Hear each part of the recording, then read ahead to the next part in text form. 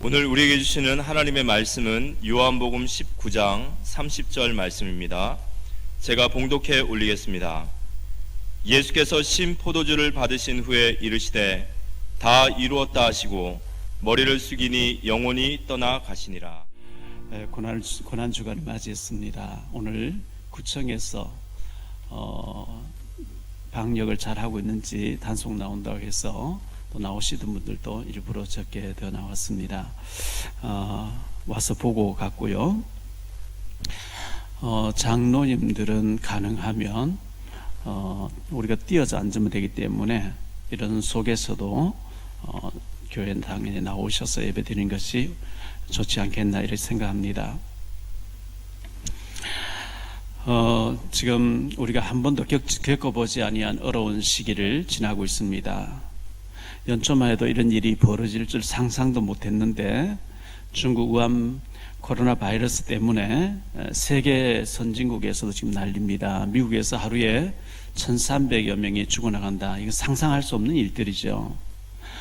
영국도 프랑스도 스페인도 유럽도 그렇고 지금 이제 남미와 저 아프리카에 막 파고들어간다. 이 남미 아프리카 지역에는 의료 시스템이 거의 다 안 돼 있기 때문에 굉장한 이제 혼란이 있지 않겠나 걱정되어집니다. 이런 가운데 우리나라는 그래도 의료진에 헌신적으로 이렇게 수고하고 있는데 대구에서 의사분이 경산에서 의사분들이 확진이 되어져서 있다가 숨졌다는 뉴스를 접하면서 참 안타깝습니다. 이 엄청난 재앙 앞에서 우리는 어떻게 살다가 천국에 가야 할 것인가 많은 생각을 하게 되는 시점인데요. 하나님 없이도 잘 살 것 같이 보이죠. 세상이 너무 좋으니까 하나님 없어도 잘 살 것 같이 보였어요. 제가 이사야서를 쭉 읽어보면서 예레미야서를 읽어보면서 에스겔서를 읽어보니까요, 계속해서 하나님께서 칼과 기근과 전염병으로 치리니 이런 말씀 계속 나와요. 범죄한 이스라엘 때문에 그랬죠. 믿은 분은 안 살아요. 하나님께서 칼로 치고 기근을 치고 전염병으로 치겠다, 이 얘기가 계속 나와요. 이 우연히 전염병이 일어나서 이렇게 수많은 사람 죽고 하겠습니까? 하나님의 채찍이겠죠. 아마 이 바이러스, 코로나 바이러스 때문에 전 세계가 한번 휩쓸고 많은 사람 죽고 나면 영적인 바람이 다시 불지 않겠냐, 하나님 앞에 돌아오는 일이 많이 일어나지 않겠냐, 이런 예상을 해봅니다. 우리는 이 엄청난 전염병 앞에서 은혜의 보호자 앞에 나가서 나의 죄를 자복하고 가정과 교회와 또 이 나라, 이 민족의 죄악들을 자복하면서 용서와 긍휼을 구하는 은혜의 시간을 갖게 되어야 되겠습니다. 대한민국이 강대국들의 지배를 당하면서 억압 속에 있다가 하나님의 은혜로 70여 년 전에 완전히 독립하게 됐고 너무너무 못 살고 비참하던 나라가 하나님의 은혜로 잘 사는 세계 경제 10위권 가까이 들어가는 이런 엄청난 축복을 받았습니다. 그 풍요와 축복 속에서 얼마나 타락된 문화들이 많이 번성하고 많은 일들이 벌어졌는지요.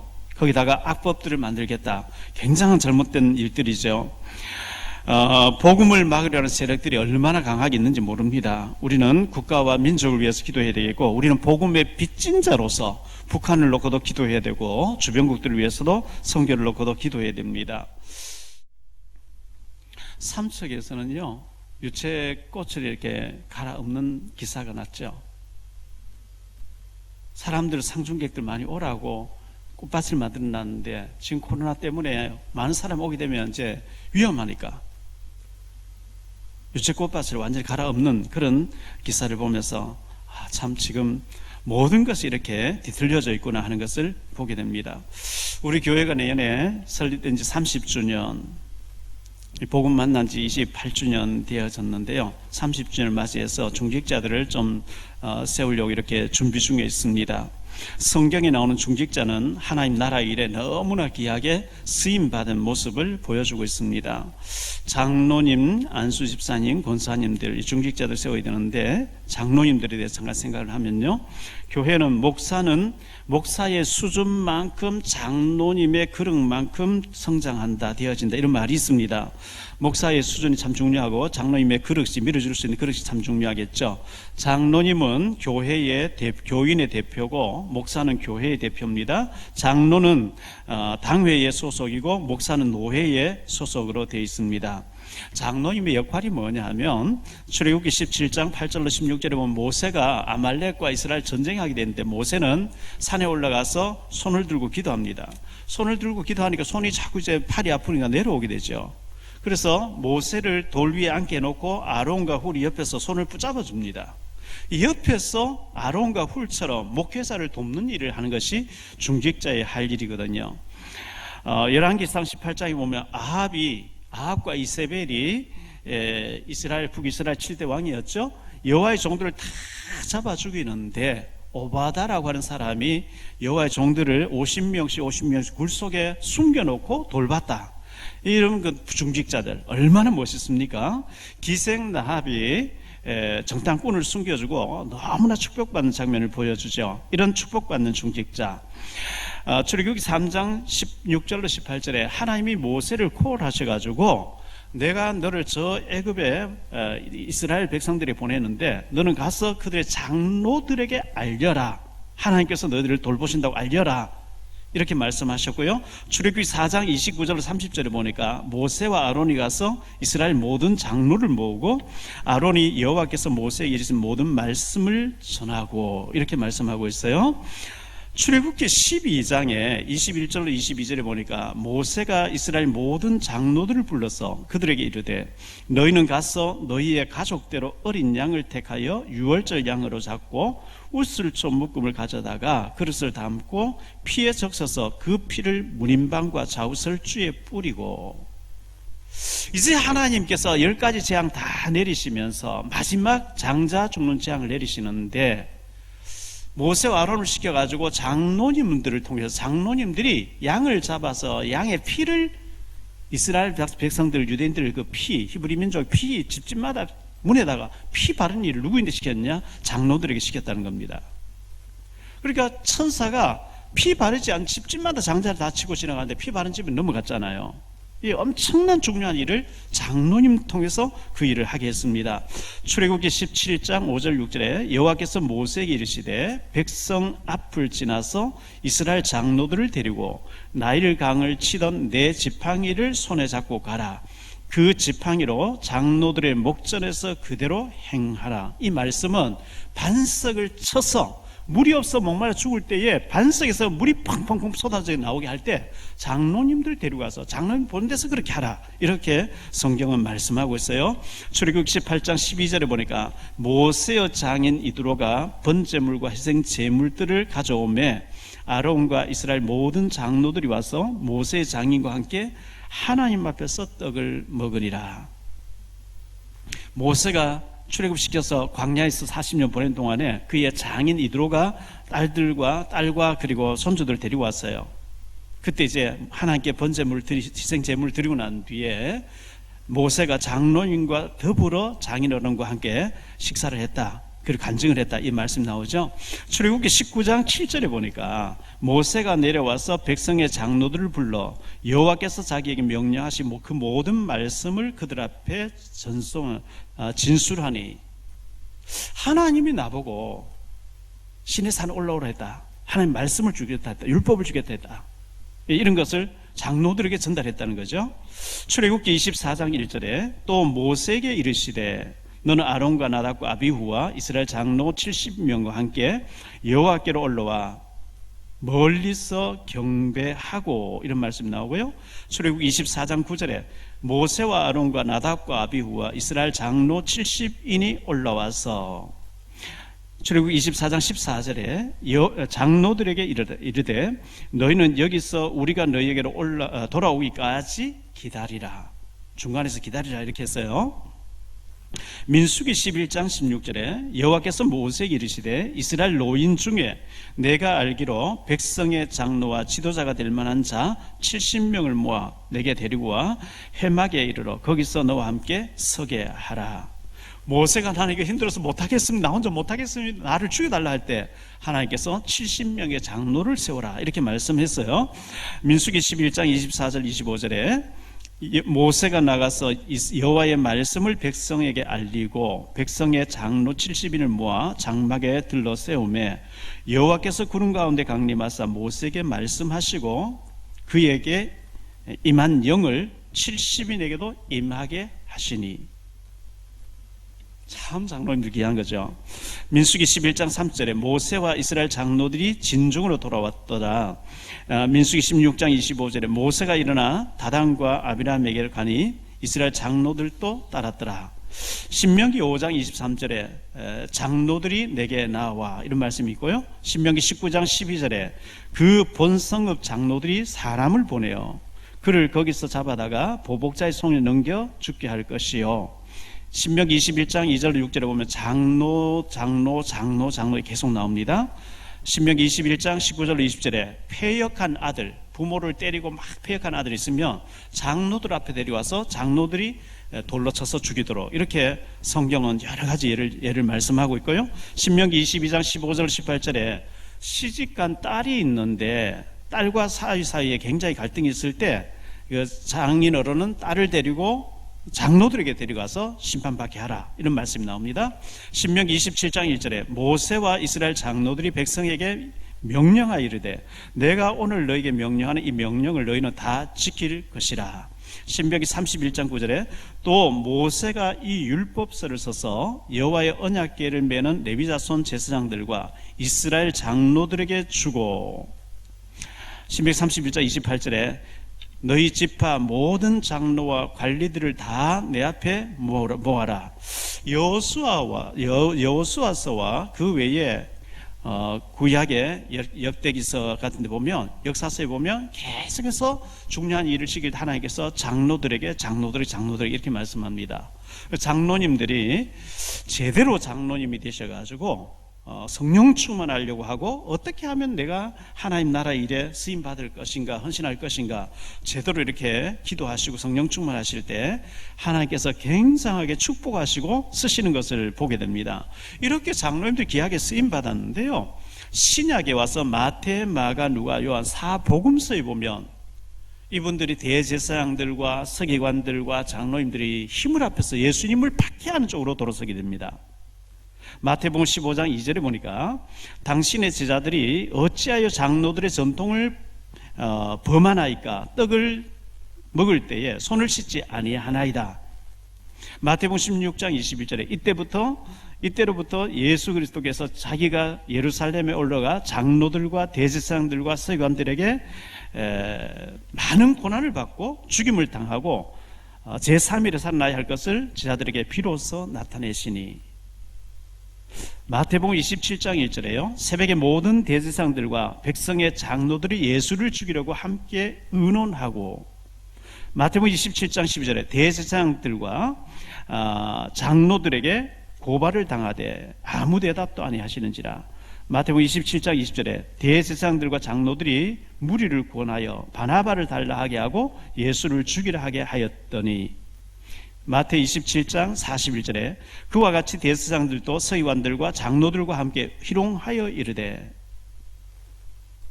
마태복음 28장 42절에 그들이 장로들과 함께 모여 의논하고 구인들에게 돈을 많이 주면서 제자들이 와서 시체를 훔쳐갔다고 하라. 이 사복음서에서는 이 장로님들의 역할이 대제사장들과 타락된 종교인들과 합해가지고 예수님을 메시아가 아니다, 그리스도가 아니다, 죽여야 된다, 여기에 섰던 장로들입니다. 사도행전 4장 5절에 보면 이튿날 관리들과 장로들과 서기관들이 예루살렘에 모였는데 이렇게 말이 나오고요. 사도행전 4장 8절에 이에 베드로가 성령이 충만하여 이르되 백성과 관리들과 장로들아 이렇게 하면서 간증하는 장면이 나오고요. 사도행전 4장 23절에 사도들이 모임에 그 동료에게 가서 제사장들과 장로들의 말을 다 알리고 이런 말이 나옵니다. 사도행전 14장 23절에 각 교회에서 장로들을 택하여 금식 기도하며 그들이 믿는 주께 그들을 부탁하고, 사도행전 15장 2절에 바울과 및 바나바와 그들 사이에 적지 아니한 다툼과 변론이 일어난지라 형제들이 이 문제에 대해서 바울과 바나바와 및 그 중에 몇 사람을 예루살렘에 있는 사도와 장로들에게 보내기로 작정하니, 사도 바울 이후에 장로들이 세워져서는 바울 선교를 굉장히 돕는 자로 헌신하는 장면을 보게 됩니다. 예수님 당시에 장로님들은 굉장히 타락되어 있었고 종교 지도자들로 굉장히 행세하면서 박해하는 쪽에 서 있었고, 바울 다음에 복음을 제대로 받고 세워진 장로님들은 복음 위해서 생명 걸고 헌신하는 장면들을 보게 됩니다. 여러분이 다 볼 수가 없고요. 디도서 1장 5절에 보니까 내가 너를 그레데에 남겨둔 이유는 남은 일을 정리하고 내가 명령한 각성의 장로들을 세우게 하려 함이니, 이렇게 바울이 디도에게 말하고 있습니다. 이 장로님들이 굉장히 중요합니다. 교회를 이루어가는 가운데요. 그리고 제대로 축복받아서 기름 부음 받고 장로님으로 한 나라를 책임질 만큼 축복받는 장로님들이 세워졌으면 좋겠습니다. 그리고 안수 집사님들, 사도행전 6장에 보면 6장 1절로 7절에 7 안수 집사님들이 세워지게 되죠. 그렇게 세워진 안수 집사님이 사도행전 7장에서 보면 스데반이 순교를 당하게 되고요, 사도행전 8장에 보면 사마리아에 내려가서 빌립이 복음을 전하게 되고요, 또 에디오피아에서 온 네시를 만나서 복음을 전하게 되고, 이 빌립은 전도자라고 사도행전 21장 8절에 얘기하고 있습니다. 이 전도자 안수 집사님들 많이 세워지는 게 중요하고요, 권사님들 참 중요하죠. 믿음의 여자 권사님들, 로마서 16장 1절 2절에 바울의 보호자였던 자매 베베라고 있습니다. 권사님입니다. 이런 분들 너무나 중요합니다. 그리고 우리 교회에 협동 장로님으로 또 협동 안수 집사님으로 권사님으로 와 계신 분들이 많이 계시는데, 내년 5월 달에 임직식 할 때는 헌금은 얼마 하든지 알아서 자유롭게 편하게 하시고요, 다 임직을 새로 통과하셔서 취임을 하셔서 정식으로 이렇게 사역을 좀 해주시면 감사하겠습니다. 그 일을 위해서 좀 기도해 주시면 고맙겠습니다. 총선이 다가왔습니다.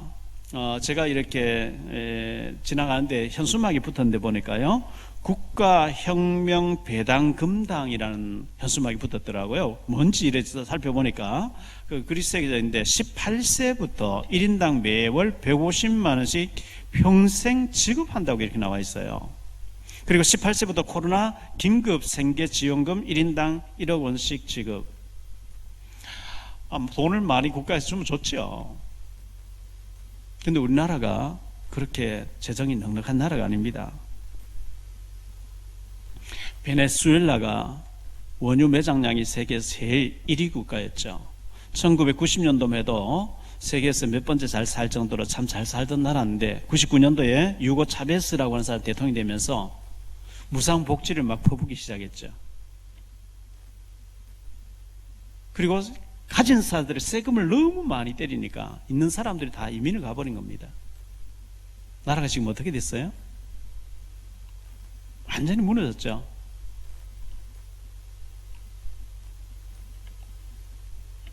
베네수엘라 여자들이 아주 엘리트들인데 단돈 7불, 우리 돈 한 8, 9천 원에 몸을 팔고 있다고 합니다. 먹을 게 없으니까.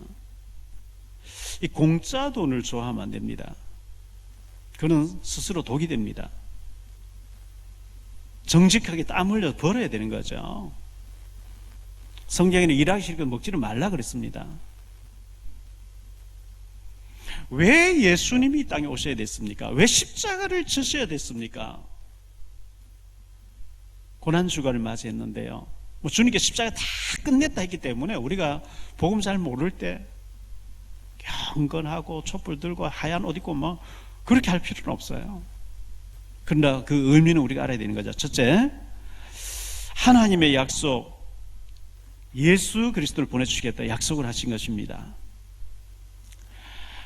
언약 파괴와 회복을 위해서 그렇게 하셨습니다. 원래 인간이 창세기 1장 27절 28절에 하나님 형상대로 지었죠. 짐승은 하나님 형상이 아닙니다. 아담 하와만 하나님 형상대로 흙으로 빚어놓고 코에다가 하나님의 생기, 하나님의 호흡을 불어넣습니다. 우리 육신은 부모를 통해서 옵니다. 우리 영혼은 하나님께서 왔습니다. 육신은 밥을 먹어요. 어릴 땐 젖을 먹어, 자라서는 밥을 먹어야 됩니다. 우리 영혼은 하나님 말씀을 먹어야 됩니다. 하나님 은혜를 받아야 됩니다. 하나님 주시는 신령한 은혜를 공급받아야 됩니다. 하나님의 은혜의 영적인 부분이 공급되지 아니할 때 사단이 그를 장악합니다. 사단이 그에게 생각까지 장악합니다. 그래서 하나님께서 하나님의 형상대로 지음받은 이 아담 하와에게 고기가 물을 떠나면 죽지, 나무가 흙을 떠나면 죽지, 새가 공중을 떠나면 죽지, 너는 하나님 떠나면 영이 죽어. 에베소 2장 1절에 영이 죽었다 그랬거든요. 하나님 못 만난 사람 영이 죽었어요. 그래서 창세기 2장 17절에 선악과만은 먹으면 안 된다. 선악을 알게 한 나무 실과를 네가 봐도 괜찮은데 저걸 절대 먹으면 반드시 죽는다. 정령 죽으리라. 반드시 죽으리라. 생명나무 과실 다 먹어도 괜찮아. 다른 건 다 해도 괜찮아. 선과 악을 알게 하는 이 뭘죠? 선 대신 하나님과 살아야 돼. 악이 되는 사탄 따라가면 안 된다. 하나님 앞에 신부나 천사가 있었는데 천사가 타락해서 악이 됐습니다. 악이 있다는 걸 알립니다. 하나님께서 너는 하나님 안에 살아야지 마귀 따라가면 안 돼. 반드시 마귀 와서 선악과 먹으라 할 거야. 먹으면 반드시 죽는다. 그런데 언약을 파기해버리고 아담 하와가 마귀 따라 하나님 떠나게 됩니다. 창세기 3장 1절로 6절에 보면 뱀이 하와를 찾아오죠. 하나님이 동산에 있는 거 전부 다 먹지 말라 하더니 아니야, 선악과 먹지 말라 해서 그것도 먹으라 하지 왜 먹지 말라. 글쎄, 네가 먹으면 네가 하나님처럼 되기 때문에 먹지 말라는 거야. 먹어라. 그 마귀의 말을 듣고 쳐다보니까 보암직도 하고 먹음직도 하고 탐스럽게 단 나무인 거예요. 조 주빈이가 머리가 어떻게 그리 돌아갑니까? 손석기 사장에게 사기치고 말이죠. 광주 전 시장님에게 사기치고 말이죠. 그런 머리를 가지고 좋은 일 했으면 얼마나 좋았겠어요. 이 마귀의 말을 듣고 쳐다보니까 보암직해요, 먹음직해요, 탐스러워요. 먹어버렸어요. 하와가 먹는 순간에 직사해버렸으면 아담 절대 안 먹겠죠. 안 죽어요? 봐, 안 죽잖아. 당신도 먹어버렸어요. 그때부터 영이 죽기 시작하는 거 있죠. 육신은 살아있는데 영이 죽었어요. 에덴 동산에 쫓겨나왔습니다. 창세기 3장 16절 20절에 그들은 땀을 흘리면서 밭을 갈아야 돼요. 밭에서는 가시와 엉겅퀴가 나와요. 그때부터 모든 질병이 시작, 모든 고통이 시작, 모든 고생이 시작, 모든 전쟁이 시작. 그때부터 죽음이 시작. 마귀에 끌려다니면서 마귀에게 장악됐으니까요. 요한복음 8장 44절 너희는 너희 아비 마귀에게서 났으니 너희 아비의 욕심대로 너희도 행하자 하느니라. 저는 처음부터 살인자라. 마귀를 아비로 섬기고 있어요. 로마 3장 23절에 모든 사람이 죄를 범하였으며, 이 말은 아담 후손으로 태어난 모든 사람 원죄를 타고 나옵니다. 하나님 떠난 아담 하와에게서 태어나기 때문에 예수 믿지 않고는 한 사람도 구원받지 못합니다. 에베소 2장 1절로 3절에 보니까 완전히 공중것에 잡은 사단에게 장악돼 가지고 전에도 우리도 그 가운데서 우리 육체의 욕심을 따라 지내며 육체와 마음에 원하는 것을 하여 다른 이들과 같이 본질상 진노의 자녀에 있더니, 이 마귀가요 공중에서 이 세상 풍조를 가지고 운명 사주팔자 미신 이런 걸 가지고 하나님 모르게 하면서 완전히 끌고 장난치고 있는 것입니다. 그렇게 살다가 누가복음 16장 19절 30절에 오면 죽으면 영원한 지옥을 한다. 한 사람도 예외가 없습니다. 예수님을 그리스도로 영접하고 주인으로 모시지 아니한 사람, 교회 다녀도 예수님을 영접하지 아니한 사람, 마태복음 25장에 보니까 예수님 재림이 오실 때 교회 안에 10처녀가 있는데 5은 가짜니까 안 데려간대요. 문제는 교회 다녔는데, 사도행전 5장 3절에 아나니아 삽비라를 향해서 어찌해서 네 속에 사탄이 가득하여. 사단 충만입니다.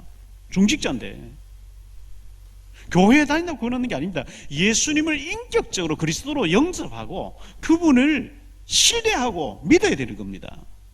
그냥 다녀봤는데 그건 아니죠. 그리스도를 통한 해결책을 하나님은 주셨는데요. 범죄하자마자 창세기 3장 15절에 여자의 후손이 와서 뱀의 머리를 상하게 할 것이라. 내가 너로 여자와 원수가 되게 하고 내 후손도 여자의 후손과 원수가 되게 하리니 여자의 후손은 내 머리를 상하게 할 것이요 너는 그의 발꿈치를 상하게 할 것이라. 남자의 후손은 안 돼요. 모든 인간 남자의 후손이에요. 근데 원죄가 없어야 되기 때문에 남자의 후손이 아닌 여자의 후손으로 메시아를 보내주시는데 그는 처녀의 몸을 빌려서 이 땅에 오실 것을 예언하신 것입니다. 출애굽기 3장 18절에 이스라엘 백성들이 애굽에서 노예가 되어 있습니다. 그들이 내 말을 들으리니 너는 그들의 장로들과 함께 애굽 왕에게 이르기를 히브리 사람의 하나님 여호와께서 우리에게 임하셨은즉 우리가 우리 하나님 여호와께 제사를 드리려 하오니. 전에 성경에 보면 피제사를 드리려 하오니, 희생제사, 피제사, 희생제사.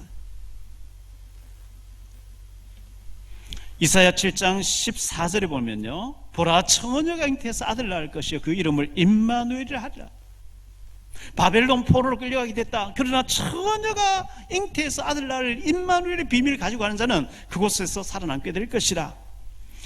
그분이 드디어 오셨습니다. 베드로가 고백했습니다. 주는 그리스도시요 살아계신 하나님의 아들이시니이다. 이 예수님이 그리스도라고 고백되어지고, 이 그리스도는 선지자 제사왕의 직분을 행한 엄청난 이름 아닙니까? 그 예수님을 요한복음 2장 1절로 11절에 손님이 아닌 주인으로 모실 때 완전히 사단에서 해방되는 줄 믿습니다. 많은 사람이 손님으로, 구경꾼처럼 안 되죠. 두 번째로 생각할 말씀은요, 그러면 이 도대체 예수님은 누구신가? 이 예수님은 그리스도로 오셨는데요, 하나님의 공의를 이루기 위해서 오셨습니다. 하나님께서 창세기 2장 17절 선악과를 따먹으면 반드시 죽으리라. 이게 공의입니다. 하나님 법입니다. 변할 수 없는 하나님 법이에요. 그런데 아담 하와가 공의를 범하고 죄를 짓고 하나님 떠났어요. 그래서 하나님께서는 반드시 죽여야 돼요. 그런데 하나님은 죄 없으신 하나님의 아들 예수 그리스도를 보내주셔서 죄 없으신 예수님이 죽으심으로 그 예수를 믿기만 하면 구원 얻는, 이걸 하나님의 공의라고 얘기합니다. 죽이자니 사랑이 안 되고 사랑하자니 공의가 안 되는 이 곤란한 문제, 그래서 하나님 아들을 보내서 대신 죽어주게 하고 그 예수님을 믿으면 구원받는 길을 열어주신 하나님의 은혜인 줄 믿습니다.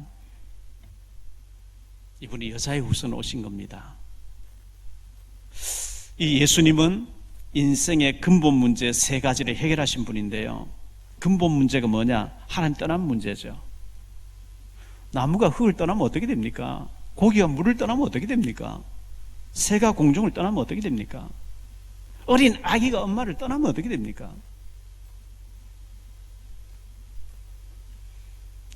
왜 여러분들 방황하고 계십니까?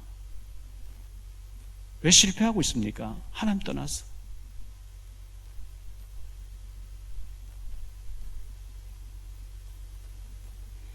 구약의 선지자, 제사장, 왕이 침시할 때 머리에 기름을 부어라 그랬어요. 선지자로 기름 부음 받고 나면 하나님 음성이 들려옵니다. 그걸 받아 적어놓고 죽는 날까지 얘기합니다. 하나님 떠나 있는 너희들 포로로 끌려가, 강대국에 끌려가, 하나님 떠나 망해, 하나님께 돌아와.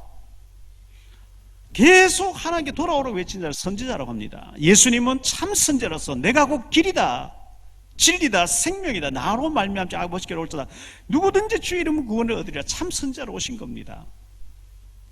구약의 죄를 짓고 가만히 있으면 저주받습니다. 제사장 성전에 찾아가 제사장이 자기 죄를 자백해야 됩니다. 제사장님, 제가 하나님 말씀하고 이런 죄를 지었어요. 그래, 네가 죄 때문에 죽어야 되는데 네 대신 하나님의 아들 메시아가 와서 죽어줄 줄 믿냐? 예, 믿습니다. 양 한 마리 끌고 와서 그 위에 손을 기도합니다. 하나님, 박용배란 사람 죄를 지어 저주받고 죽어야 되는데 죽을 수가 없으니 이 대신 양이 죽습니다. 이 사람의 모든 죄가 이 양을 넘어가게 해주세요. 이 양이 지금 죽는데 이 양처럼 죽어주러 오실 하나님의 아들 그리스도를 믿습니다 하고 그 양을 죽여서 태워서 없애면 그 사람 죄가 없어지는 거예요. 그 죄 문제를 해결해주는 제사장 침식할 때 머리에 기름 부었는데 마가복음 10장 45절에 예수님은 우리 죄를 해결하러 오신 참 제사장이라는 거예요. 예수님이 십자가에서 나의 죄를 대신해서 해결해 주시를 믿습니다 할 때 우리 죄 문제 해결되는 줄 믿으시기 바랍니다. 해결을 받아야 돼요. 죄 문제 해결을 돼야 돼요. 그리고 예수를 믿지 않고 죽으면 지옥 가야 됩니다. 절대 이 지옥 문제 해결을 못합니다. 한 사람도 얘기가 없습니다. 구약에 왕이 취임식할 때 머리에 기름을 부었는데요, 왕은 취임식하고 나면 백성을 다스리고 통치하는 자입니다. 하나님의 아들 예수님이 요한일서 3장 8절에 오신 것은 마귀의 일을 멸하기 위함이라 했어요. 마귀가 눈에 안 보이니까 없는 줄 알죠? 생각으로 역사합니다. 요한복음 13장 2절에 마귀의 가룟유다의 마음속에 예수 팔려는 생각을 넣었더니, 제 친구 목사가 있는데요, 아마 청소년인 같아요. 굉장히 부모님 돌아가시고 안 계시고 혼자 사는데 친척 따라 교회 나온 애가 자꾸 스리를 하는 거예요. 난 물건을 훔치는 거예요.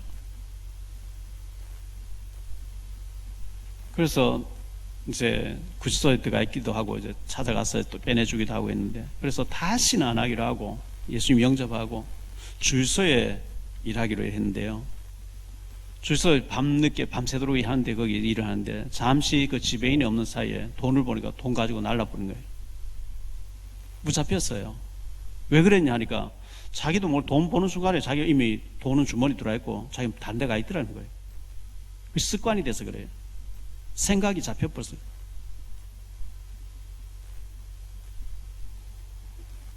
사단에게 잡힌 거죠. 참 불쌍합니다. 사단이 생각과 역사한다 그래.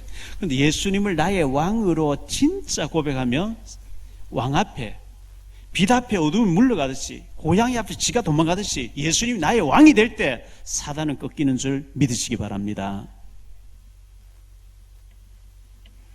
그 예수님을 진짜 내 인생의 주인으로 영접할 때 우리는 거듭나게 되는 거거든요. 히브리서 9장 27절에 한 번 죽는 것 사람에게 정해진 것이고 그 후에는 죽음 반드시 심판이 기다린다 그랬거든요. 요한복음 5장 24절에 예수께서 이르시되 진실로 진실로 내가 너희에게 이르노니 내 말을 듣고 나 보내시기를 믿는 자는 영생을 얻었고 심판에 이르지 아니하느니 사망에서 생명으로 옮겨내려. 예수님을 영접하는 순간에 영원한 생명 얻어버렸고 얻을 것이다. 그 자리에서 얻어버린대요. 요한복음 1장 12절에 영접하는 자 곧 그 이름을 믿는 자들에게는 하나님의 자녀가 되는 권세를 주셨으니, 로마서 5장 8절에 우리가 아직 죄인 되었을 때에 그리스도께서 우리를 위하여 죽으심으로 하나님께서 우리에 대한 자기의 사랑을 확증하셨느니라.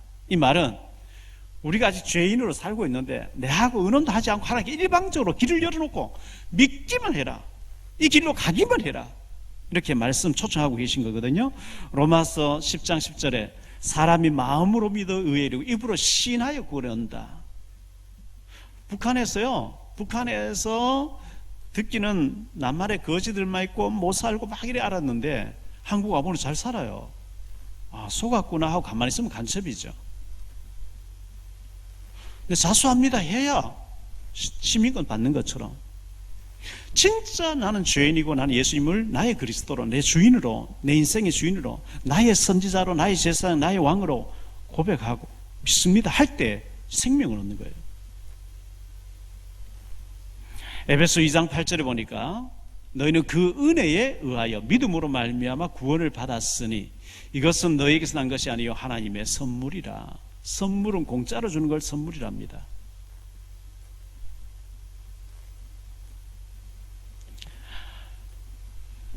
$100만 원 하는 휴대폰을 50만 원 샀다. 사게 산 것이 선물이 아닙니다. 공짜로 주는 걸 선물이랍니다. 그러면서 공짜로 주면 가치 없는 거냐? 아니요, 인간의 힘으로 할 수 없기 때문에 하는 공짜로 주는 거예요. 어떤 급한 일보다 영원한 생명을 얻어놓고 사셔야 돼요. 세 번째로 다 이루었다고 주님이 선포하셨습니다. 예수님이 십자가에서 못 박히셔가지고 숨질 때까지 7마디를 남기셨죠. 십자가의 7언이라고 얘기하는데요. 첫째, 누가복음 23장 34절에 아버지여 저들을 사하여 주옵소서.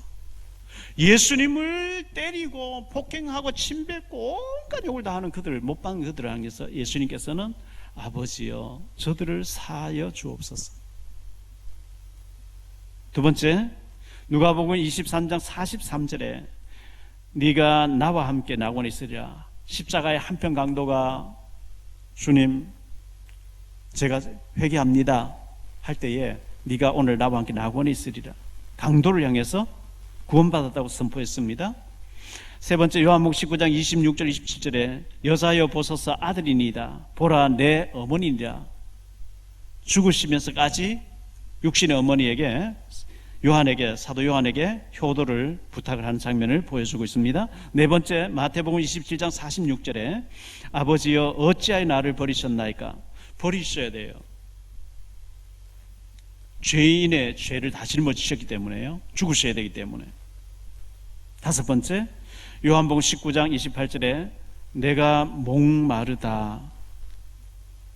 여섯 번째, 요한복음 19장 30절에 다 이루었다.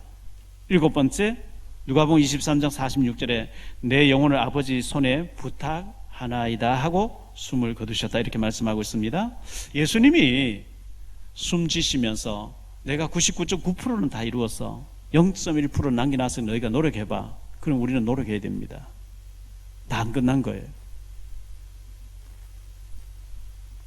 주님이 십자가에 죽으시면서 다 끝냈다는 거예요.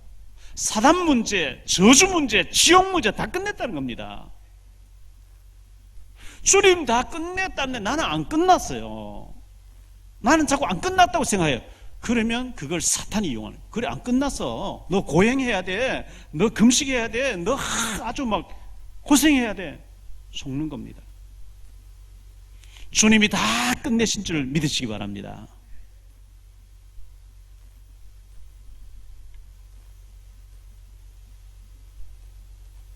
제가 운전을 해가는데요.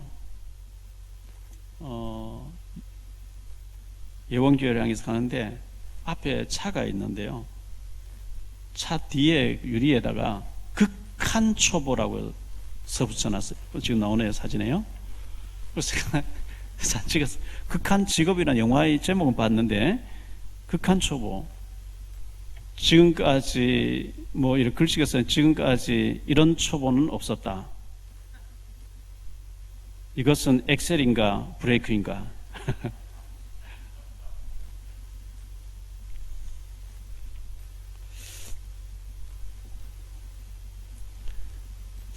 십자가는요, 극한 죄수에게만 십자가를 지게 했대, 그 당시에요. 아주 흉악범. 뭐, 목을 졸라 죽는 방법도 있고, 여러 가지 죽이는 방법이 있는데, 돌로 쳐 죽이는, 스데반 돌로 죽었잖아요. 최악의 극한 죄수에게 십자가의 사형을 허락했다는 겁니다. 우리 예수님께서 가장 흉악범으로 몰려가지고 인류의 죄를 짊어졌기 때문에 십자가에 죽으셨는데요. 예수님이 부활하시기 전까지는 십자가가 가장 흉악범의 상징이었는데, 두려움의 상징이었는데, 예수님 부활하시고 난 뒤에는 병원, 적십자, 유엔, 사람 살리는 곳에는 전부 십자가 마크가 들어가 있습니다. 평화를 상징하죠.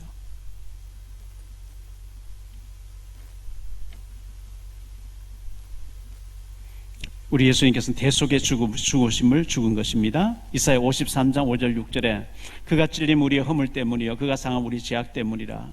그가 징계를 받음으로 우리는 평화를 누리고 그가 채찍에 맞음으로 우리는 나음을 입었도다. 우리는 다 양 같아서 각기 제 길로 갔거늘 여호와께서는 우리 무리의 죄악을 그에게 담당시키셨도다. 갈라디아 2장 20절에 내가 그리스도와 함께 십자가에 못 박혔나니 그런즉 이제는 내가 사는 것이 아니요 오직 내 안에 그리스도께서 사시는 것이라. 이제 내가 육체 가운데 사는 것은 나를 사랑하사 나를 위하여 자기 자신을 버리신 하나님의 아들 믿는 믿음 안에서 사는 것이라. 예수님이 나의 죄를 위해 죽어주셨어요. 그분을 내가 주인으로 모셨다고 하면 내가 옛 모습 나의 것은 죽어지고 이제는 내 주인 대신 주님에게 맞추어 살아야 되는 거죠. 내가 이렇게 하면 주님 기뻐하실까? 내가 저렇게 하면 기뻐하실까? 예수님이 죽으시고 부활하심으로 우리를 완전히 죄와 사단과 저주에서 해방해 주셨는데요, 로마서 8장 1절 2절에 보면 우리를 완전히 해방했습니다. 그러므로 이제 그리스도 예수 안에 있는 자들에게는 결코 정죄함이 없나니, 이는 그리스도 예수 안에 있는 생명의 성령의 법이 죄와 사망의 법에서 너를 해방하였습니다. 완전 해방입니다. 로마서 8장 31절로 39절에 우리를 완전히 해방하는 것을 말씀해 주고 있는데요,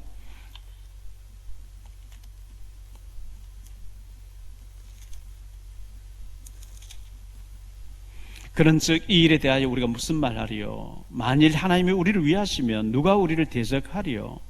자기 아들을 아끼지 아니하시고 우리 모든 사람을 위하여 내주시니가 어찌 그 아들과 함께 모든 것을 우리에게 주시지 아니하시겠느냐? 누가 능히 하나님께서 택하신 자들을 고발하리요? 의롭다 하신 이는 하나님이시니 누가 정죄하리요? 죽으실 뿐 아니라 다시 살아나신 이는 그리스도 예수시니 그는 하나님 우편에 계신 자요 우리를 위하여 간구하시는 자신이라. 누가 우리를 그리스도의 사랑에서 끊으리요?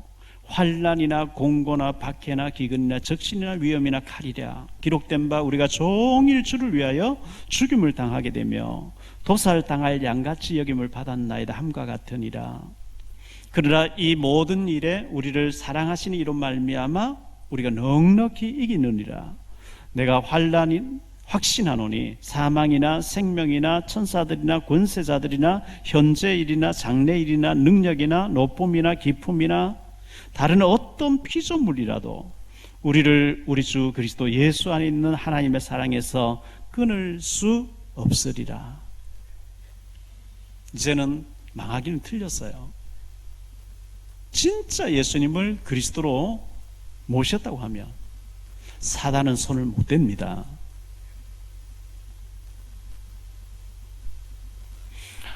예수님의 십자가 사건은 완전히 우리 인생의 터닝 포인트가 되어야 되는 사건이에요. 사도 바울이 바리새인으로서 출세를 위해서 막 달려가고 예수는 이단이고 죽게 되고 막 하다가 예수님을 딱 만나러 왔는데 완전히 180 돌아서 버리죠. 그게 인생의 터닝 포인트 안 되겠어요? 아, 내가 모르고 그랬구나. 내가 잘못 알고 있었구나. 그때부터 자기가 막 돌 맞아가면서도, 스데반 돌 던지는데 앞장섰는데 돌 맞아가면서도 예수는 그리스도.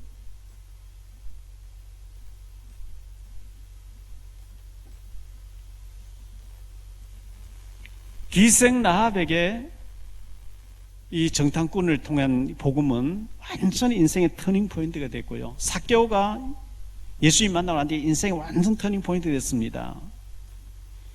나만 장군이 복음 듣고 난 뒤에 완전 인생의 전환점이 와버린 것처럼 제 인생의 예수님은 생의 전환점을 맞이했어요. 저는 목회자 자질도 능력도 요건도 하나도 아무것도 없어요. 그런데 예수님이 살아서 저를 콜하시고 저를 쓰시겠다. 제가 거기에 더 이상 할 이유가 없었어요. 하나님, 나 같은 죄인도 됩니까? 네가 하는 게 아니고 내가 하신다. 아멘이죠. 군병이가 나비로 바뀌어지는 거 아니겠어요? 예수님의 십자가 사건은? 결론적으로 말씀을 정리합니다. 예수 그리스도의 죽으심은 인생의 근본 문제 3가지를 해결하셨습니다. 하나님 떠난 저주, 마귀 문제, 사단 마귀 문제, 눈에 보이지 않습니다. 그런데 이 마귀가 우리를 속여서 멸망을 시키고 있습니다. 그리고 지옥 문제입니다. 그리고 나에게는 새 생명을 주시고 새 사명을 주시기를 원하십니다. 오직 오직의 답을 가지고 아까 극한 초보인데요. 극한, 극우, 극자 이런 건 안 좋은 거죠. 그런데 신앙에는 오직이라고 표현됩니다. 극한을 오직으로 표현합니다. 오직 그리스도, 오직 하나님 나라, 오직 성령과 증인, 오직의 답을 가진 사명자로 멋있게 하나님 나라 일에 쓰임받는 우리 모두가 되시기를 주 예수 그리스도 이름으로 축원드립니다.